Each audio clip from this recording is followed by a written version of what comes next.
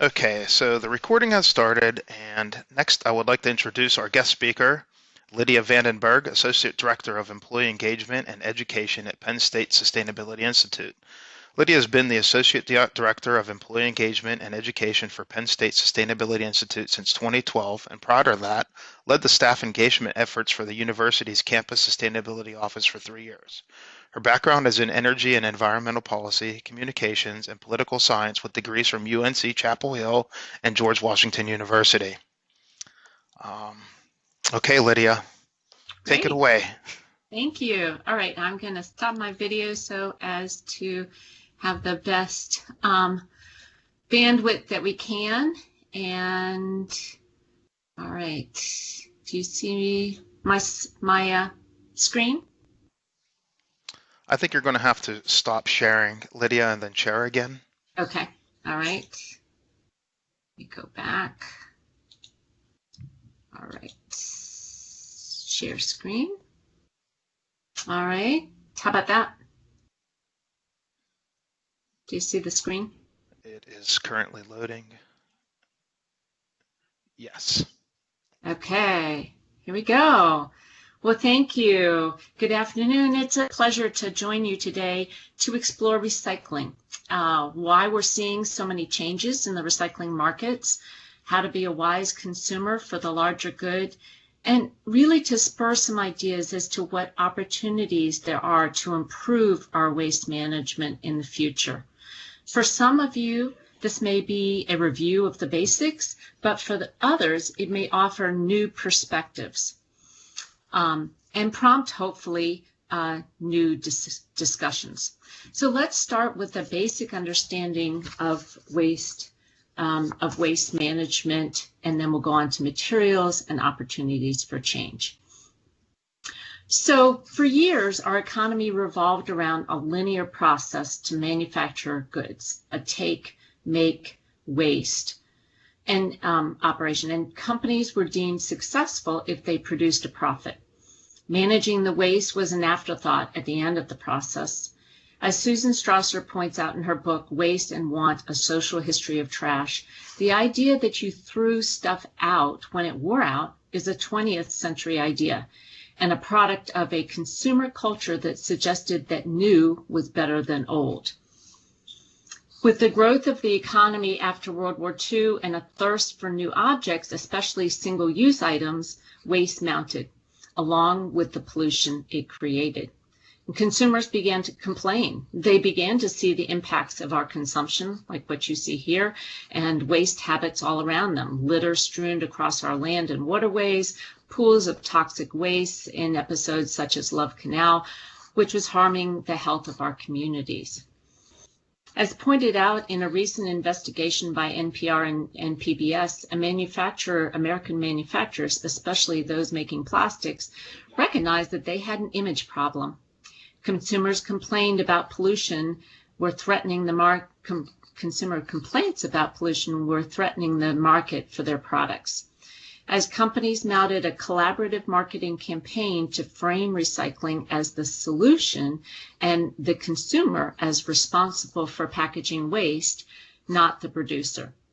This set the stage for communities to develop public recycling programs.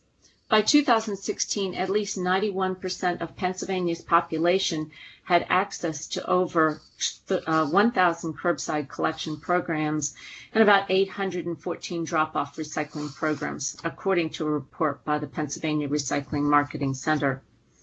So we have collection programs, but what happens to the collected items determines whether recycling occurs. Many people look at the chasing arrows as emblematic of good environmental behavior, but it's really a symbol of an economic system by which waste is turned into a feedstock for manufacturing new products. Key to the success of this transformation is the value placed on that feedstock. You may have heard the terms upcycling and downcycling, and that distinction depends on value. Upcycling is when you take unwanted products and create something new that has a greater value than the original, such as if you have blue, green, brown glass bottles, those can be upcycled into expensive, very expensive designer countertops. Or vinyl banners can be transformed into exclusive tote bags. Most of our collected recyclables are either recycled into products of equal value, such as aluminum can, or downcycled, in which discarded items are turned into products of lesser value than the original, such as writing paper becoming toilet tissue. As a consumer or someone evaluating the recycling process, we want to strive for the upcycling strategies, maintain value of materials as long as possible. So let's go back to the, kind of the trends. And as consumption rose and recycling programs expanded, the percentage of recyclable materials captured increased nationally, but plateaued over the last decade, hovering in the 30 to 35% range. So how could we capture more? One innovation was to alter the collection infrastructure to a single stream system, whereby consumers could deposit all their recyclable materials into one bin, rather than taking the time to sort them into different ones. This innovation did improve the capture rates, but reduced the quality of the feedstock. There's another contributing factor to the downgraded quality of our recycling, and it's called aspirational or wish cycling. The idea that if you put something into the recycling bin, someone out there will ensure that it's recycled, right? At last year's Waste Management Sustainability Symposium, CEO Jim Fisher shared that in his 80-some-odd sorting facilities called MRFs across the nation, they receive about 1 bowling ball a week. People want to recycle so that it relieves them of some of the guilt of their consumption, and they also see it as an act contributing to the greater good. But again, it only produces positive impacts if the collected discards become new products. The greater number of aspirational recyclers, the lower quality and value of our recyclables. So as the volume of our recyclables mounted, China was also looking for paper and plastic feedstock to supplement its resources for making boxes and plastic items.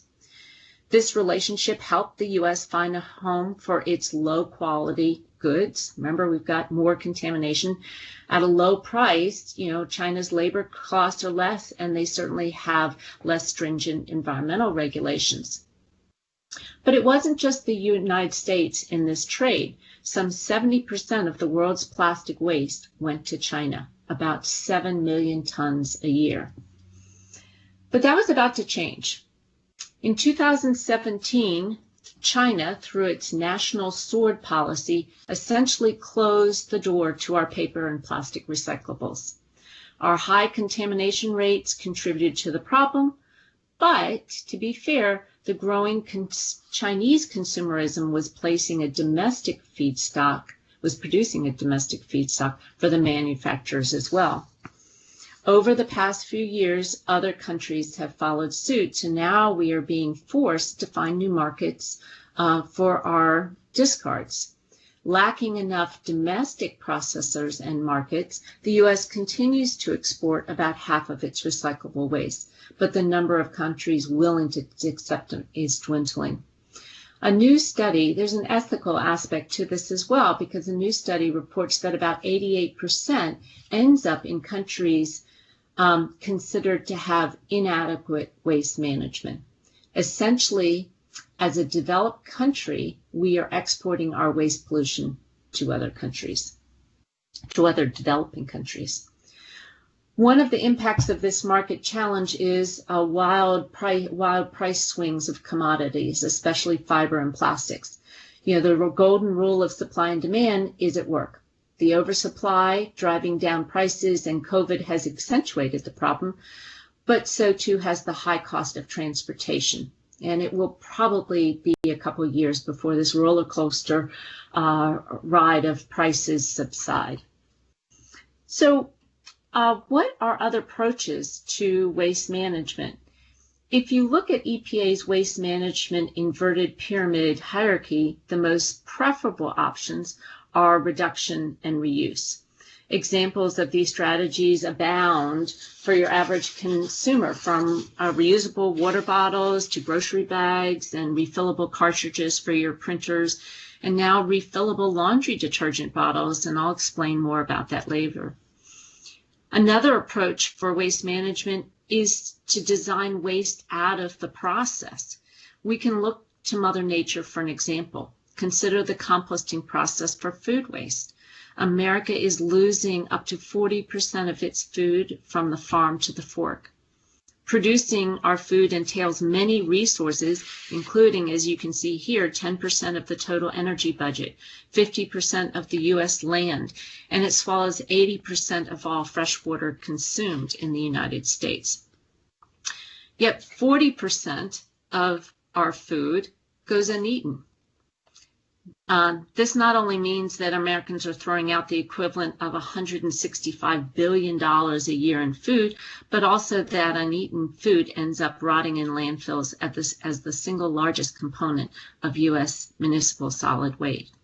So what's the option? Alternatively, our food waste can become a soil nutrient for growing foods and other plants, replacing chemical fertilizers.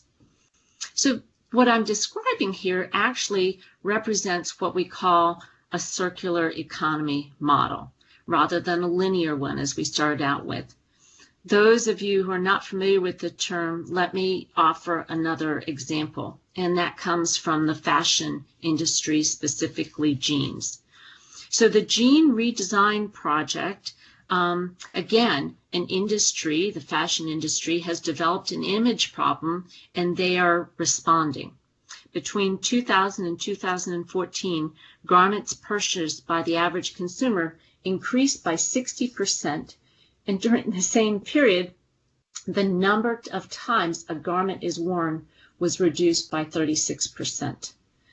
The result, according to the Ellen MacArthur Foundation calculations, is that 1 truckload of garments are dumped into a landfill or incinerator every second. Think about that, every second. Other impacts include the chemical use by the textile industry, over 2,000 chemicals. Consider the impact on workers creating those garments and the polluted waterways if the discharges are not managed properly. So the Jean Redesign Project is testing a new circular economy model to address these impacts. Over 60 brands, such as Levi's and Tommy Hilfiger, are creating a circular line in their brands. For their resources, they are either using used jeans or pure cotton. They employ non-toxic dyes to reduce or eliminate pollution and recycle the water used. And they are even looking at the design of the style to, not have the traditional patches or rivets to make reuse easier. Further, consumers can return the jeans to the retailers to be sorted and reused. From what I've described and looking at this image here, this framework here, it fits almost all the steps of the circular economy model, except the use of renewable energy. The brands hope that these new lines will not only make wearers comfortable and stylish, but also proud that their garment has less impact on the environment and on people's lives. So by now, I hope the picture I've painted about the growth of consumerism and the linear economic approach has spurred an evolving recycling industry. Just as in the 1970s, when the environmental movement demanded change, we are seeing the same thing today. And we are seeing initiatives bubbling up in industry, nonprofits, and all levels of government to approach it. Partnerships are being created. And recycling is part of the solution. And as you will see in this next part where I describe materials, it's still worth the effort, I think. But we will need to strive to maintain the value of the materials in order to take advantage of recycling and avoid landfill disposal or incineration. With the right combination of approaches, we can push that 35% recycling rate higher. But where are the opportunities and what are the trade-offs? So let's start with just focusing on aluminum cans. The aluminum can industry is very proud of that it's has the leading beverage container recycling rate. In 2018, 49.8% of aluminum cans were recycled in the United States, significantly higher than other beverage containers, and they are infinitely recyclable, meaning that when you put an aluminum can in the recycling bin, it can be back on a retailer's shelf in 60 days. Now, compared to using virgin feedstock, this process uses 90% less energy. Aluminum recycling reaps high prices in the recycling marketplace, subsidizing less valuable commodity collections such as plastics. But about half of the cans that consumers buy are not collected. Remember, it's only 49.8%. How can we change this? Well, one solution is to join the 10 other states and many countries overseas that run a bottle deposit program, which incorporates a fee into the bottle's retail price, and when the container is returned, so is the fee. 28% of Americans live in bottle bill states and produce 46% of the containers recycled in 2010. A bottle bill is one example of extended producer responsibility, or EPR regulations, which is gaining ground in Europe and Canada. But how does it help? Well, as you can see from this graph, the collection rate for all container materials is far higher for every category in bottle law states than in those without the programs. It is monetizing the value of keeping that material out of the landfill and in use, reducing pollution, both through reducing greenhouse gas emissions in the extraction and manufacturing process, and also lowering litter rates. There are disadvantages of these programs in that they rely, again, on consumers to take that extra step to return the container, although there is a fee incentive. Again, we are back to the question posed earlier about where does the responsibility for waste lie? With the producer, the consumer, or both? Both major beverage companies have goals to use recycled content in their containers in the coming years. Coca-Cola's goal is 50% by 2030, and PepsiCo's target is 25% by 2025. State deposit laws could incentivize collection and create a reliable feedstock towards these goals. And just as an aside, the European Union in May of 2019 passed a directive requiring EU member states to collect 90% of beverage bottles by 2029. So that's something to consider, keeping up with the Joneses. So let's turn to glass.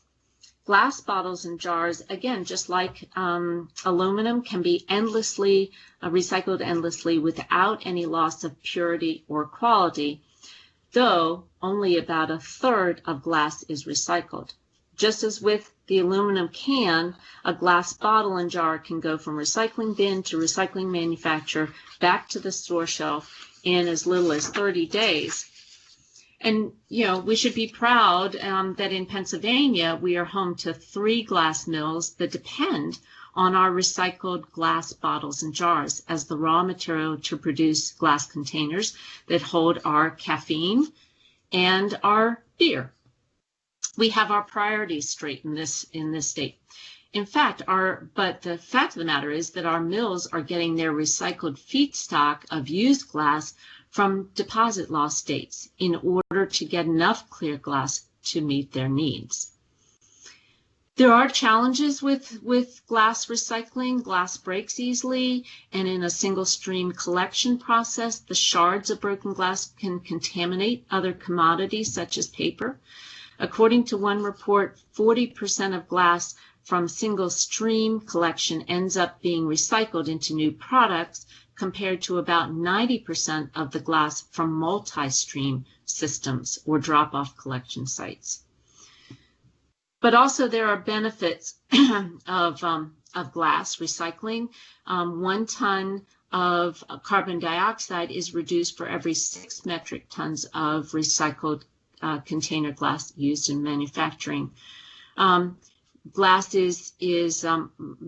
downside is that it's bulky and heavy, and it does produce a lot of greenhouse gases in general compared to like plastic, which we'll discuss in a couple minutes. So glass and then paper. The United States is one of 3 major producers of paper, along with China and Japan. Worldwide, approximately 420 metric tons is produced, and over half of that is for packaging. Most of the paper we use is easily recyclable. However, each time it's processed, the fibers get shorter, so most often it is downcycled into less valuable products. Recycled paper is used to create the paper face of like gypsum board, and the paper board used for our cereal and cracker boxes and cardboard boxes. But because of the fiber grade difference, paperboard has to be separated from cardboard for recycling. And how do you tell the difference? Ridges. Cardboard has ridges just like Ruffles potato chips, but not as tasty. Cardboard, or OCC as it's called in the industry for old corrugated cardboard, has high recycling rates because most of it is in the commercial sector, which has the infrastructure and habits incorporated into their system. But not so much for us consumers who during COVID are shopping from home, and residential OCC rates, recycling rates, are in the 20 to 30% range. Now, some have tried to encourage recycling, but as you'll see here, Amazon, its approach is to provide creative ideas to use the boxes. What would have happened if Amazon had encouraged them to recycle the boxes instead of using them for creative projects? Again, maybe a lost opportunity. Recycling paper does have advantages. Overall, if you take into account all the paper recycling, it's about 65%. And recycling 1 ton of paper saves enough energy to power the average American home for 6 months, saves 7,000 gallons of water, saves a lot of landfill space, and reduces greenhouse gas emissions by 1 metric ton of CO2 equivalent. It also produces jobs in Pennsylvania, such as those at the American Eagle paper mill in Tyrone, Pennsylvania, which produces 30, 50, and 100% recycled paper and is an employee-owned plant. There's also another paper pulp plant planned for Fairless Hills, Pennsylvania, which will export its products overseas once it's up and running. And there are other paper bills that may come out of mothball in the future, but right now those plans are delayed. Okay, so we've gone through a lot of the major commodities. Now let's turn to plastics, and plastics is one of the areas that tends to confuse most people. There's a wide variety of plastics which are made from fossil fuels, and the type of resin being used is indicated by a number in the chasing arrows triangle. Over the last 70 years, plastics have replaced many other types of materials for containers and other goods such as metal, coffee cans, glass baby food jars, although they're still being made, I see, paper straws, but even car components, which used to be metal, are now plastic. Plastic has advantages. It's light, it doesn't easily break, it packs efficiently, and in the production stage emits fewer greenhouse gases than alternatives. It is also cheap to produce, but that also entices us to think of it most often as disposable. So let's dive into a couple of these. Number one is PET. or polyethylene terephthalate, say that 10 times over in a row. It's used to make, as you see here, bottles for vitamins and sodas and other drinks. It's pretty easy to recycle these containers, though the recycling rate is about 24%. This low collection rate frustrates companies such as PepsiCo, Coca-Cola, and Carbon Light, a plastic processor which is building a plant in Reading, Pennsylvania, and it's claiming that it will be the world's largest standalone bottle-to-bottle recycling facility. The state-of-the-art operation, once up and running, will eventually process about 2.5 billion recycled PET bottles. But them collecting those bottles depends on us. PET can also be upcycled into carpet or fleeceware. Next one is 2. High density polyethylene is a plastic that's rigid and strong and therefore used for, as you see here, milk jugs, shampoo bottles, cleaning products, and detergent bottles. These can also be recycled or upcycled into lawn furniture, floor tiles, flower pots, and kids' toys. Recycling 10 plastic bottles saves enough energy to power a laptop computer for 24 hours. Another one is number 4, low-density polyethylene is used to make a variety of containers such as plastic bags. You can generally find collection bins to recycle plastic bags at grocery stores, big box retailers, and dry cleaners. And this kind of plastic can be turned into like plastic lumber for decking. But quality is a key. Manufacturers want clean bags, and that depends on us. Number 5 is polypropylene, which is made into food containers such as clamshells that fruits and vegetables are sold in, yogurt containers, bottle caps, and to-go containers.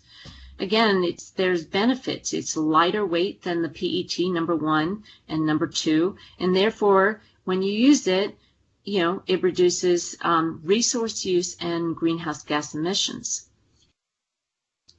Number 6 is polystyrene, which you'll probably know in the form of what's called expanded polystyrene, or EPS, and it's widely used for disposable food containers such as egg cartons, coffee cups, and carry-out containers because of its insulating properties.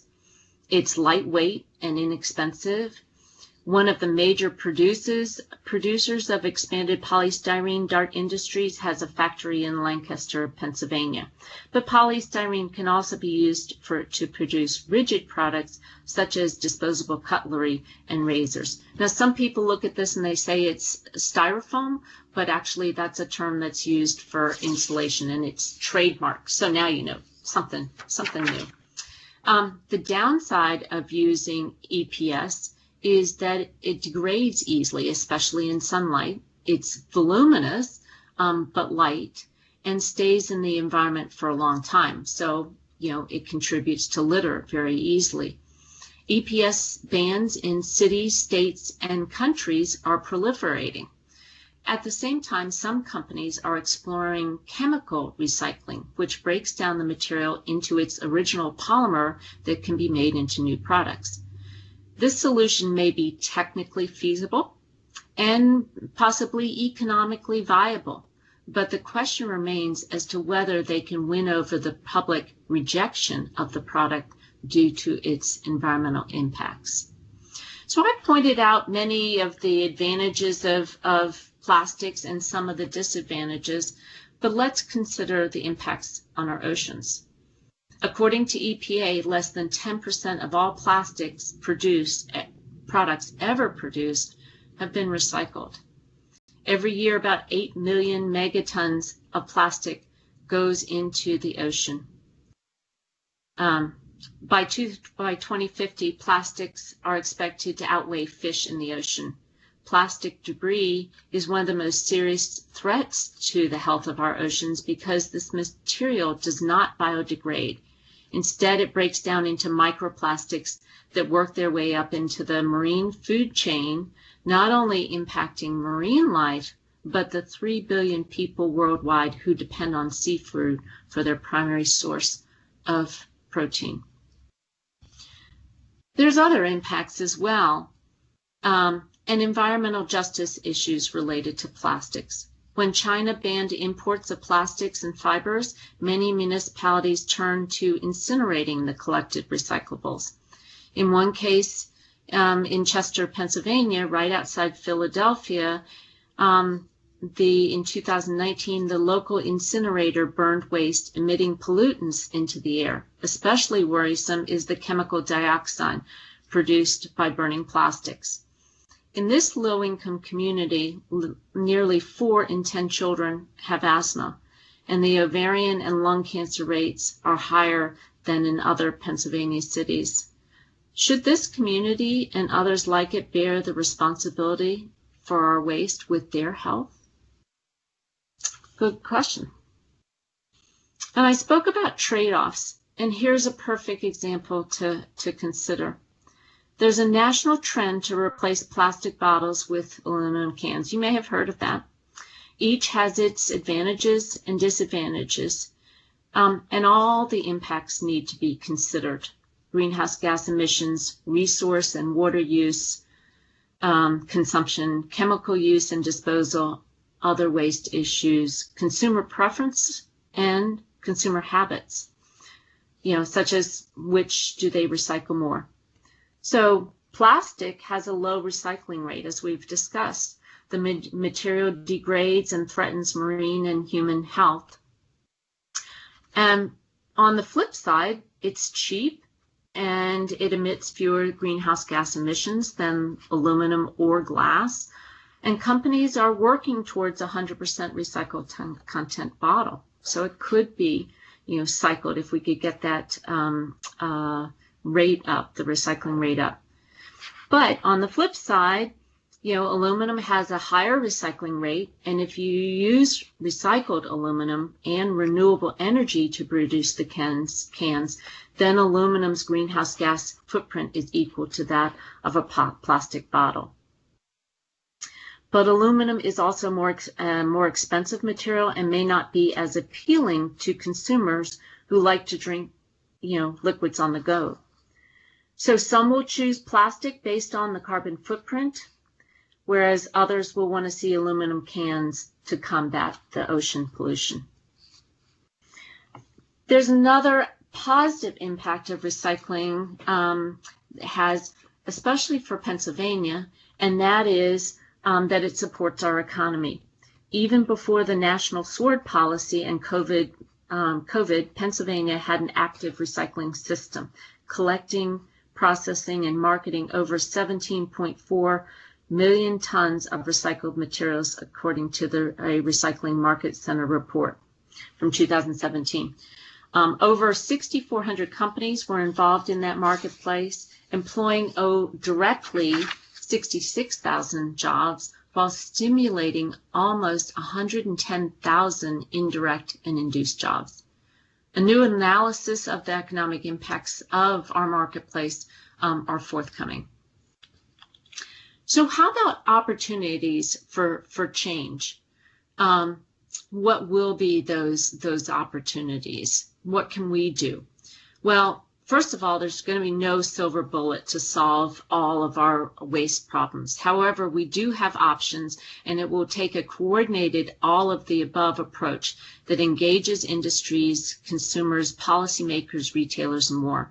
We need to approach waste management as part of an entire system from design to extraction, production, distribution, use, and disposal, as we saw with the Jeans Redesign project.